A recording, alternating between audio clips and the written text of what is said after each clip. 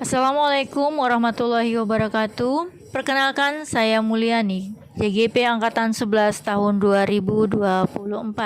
Pada kesempatan ini, izinkan saya untuk memaparkan pemikiran reflektif saya dalam memaknai dan menghayati pemikiran Ki Hajar Dewantara. Tentunya setelah menyimak video dan membaca 3 tulisan Ki Hajar Dewantara pada kegiatan sebelumnya. Adapun beberapa hal yang ingin saya sampaikan berdasarkan panduan pernyataan dalam menjalankan tugas pada sesi ini diantaranya adalah apa intisari pemikiran Ki Hajar Dewantara tentang pendidikan dan bagaimana pandangan saya terhadap diri saya sebagai pembelajar dalam hal ini sebagai seorang guru dan pembelajar dalam hal ini sebagai seorang murid jika dikaitkan dengan pemikiran Ki Hajar Dewantara.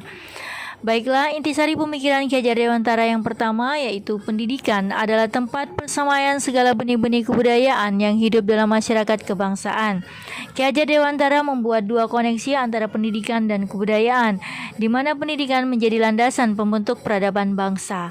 Untuk itu, kita patut pahami bahwa pekerjaan yang kita lakukan di dunia pendidikan adalah pekerjaan yang menjemput kebudayaan yang kita cita-citakan, dalam kata lain untuk membentuk peradaban. Intisari yang kedua, pemikiran Ki Hajar Dewantara terkait perubahan. Menurut Ki Hajar Dewantara, perubahan adalah suatu yang kekal dan harus terus terjadi, tidak boleh statis, terus bergerak.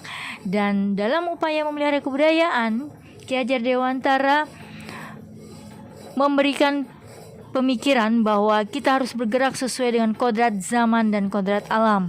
Kebudayaan tidak ada yang sama dan tidak bisa disamakan. Jadi, ketika kita melakukan pertukaran kebudayaan bukan untuk menyamakan semuanya, tapi untuk menguatkan identitas masing-masing budaya. Sehingga kebudayaan itu terus berputar pada sumbu yang sama. Dan dalam filosofi Ki Hajar Dewantara, sumbunya itu adalah nilai-nilai kemanusiaan. Inilah yang menjadi esensi dari kebudayaan yang beragam, baik yang ada di Indonesia maupun mancanegara. Begitu pula pendidikan, tidak boleh statis dan harus terus berubah mengikuti tuntunan zamannya. Karena pada dasarnya anak tidak ada yang dilahirkan sama, bahkan pada anak kembar siam sekalipun.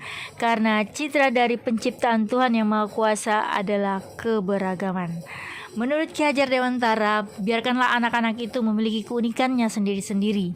Dalam filosofi Ki Hajar Dewantara tentang perubahan, ada 3 kerangka perubahan. Pertama, kodrat keadaan yang terjadi menjadi 2, yaitu kodrat alam dan kodrat zaman.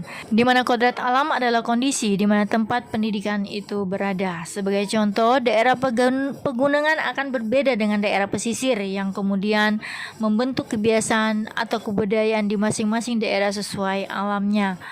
Kodrat zaman, menurut pemikiran Ki Hajar Dewantara, di mana kondisi walaupun alamnya yang sama, tapi tidak akan pernah sama dari waktu ke waktu.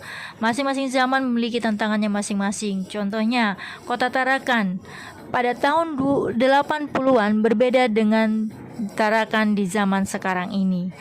Yang mana zaman ini tantangannya adalah revolusi industri 4.0 dan lain sebagainya. Karena percepatan teknologi sekarang sangat luar biasa dan menjadi tantangan kita saat ini.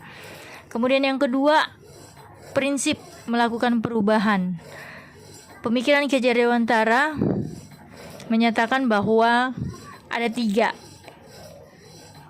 Yang pertama, kontinuitas, di mana kita harus melakukan dialog kritis tentang sejarah. Dalam bergerak maju ke depan, kita tidak boleh lupa akan akar nilai budaya yang hakiki dari masyarakat. Yang kedua, konvergensi, di mana pendidikan harus memasukkan manusia dan memperkuat nilai kemanusiaan. Kemudian yang terakhir dari prinsip melakukan perubahan adalah konsentris, di mana pendidikan harus menghargai keberagaman dan memerdekakan pembelajar. Karena setiap orang berputar dan beredar sesuai orbitnya. Jadi biarkanlah anak-anak berputar sesuai orbitnya masing-masing. Lalu, apa yang berubah? Pemikiran Ki Hajar Dewantara menyatakan bahwa yang bisa berubah itu adalah budi pekerti, di mana budi adalah cipta, rasa, dan karsa. Cipta adalah pikiran, rasa adalah perasaan, dan karsa adalah kemauan. sedangkan pekerti yang berarti tenaga. Dalam filosofi Ki Hajar Dewantara harus seimbang dalam mengolah hal tersebut.